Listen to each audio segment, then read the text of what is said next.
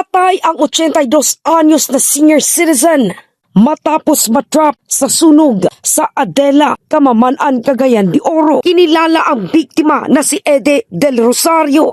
Natagpuan ang kanyang nasunog na katawan sa ikalawang palapag ng CR. Nakaupo at nakasandal sa sementadong dingding habang nakatingala. Tinatayang 125,000 pesos ang kabuuang structural damage sa 6 na bahay na naapektuhan ng sunog. 4 ang tuluyang nawasak at 2 ang bahagyang nasira. Idineklara ang second alarm alas 10:19 ng umaga, alas 10:42. Nag-under control at tuluyang na far out alas 11:51 ng umaga.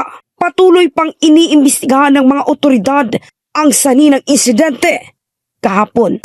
Ako si K5K Buscaino para sa Kampiyon na Balita, Serbisyo Publiko at Kasiyahan. K5 News FM. Relaxa, mahulay una, mag-DTX Coffee Mix. Nakakape ka na, naka-detox ka pa.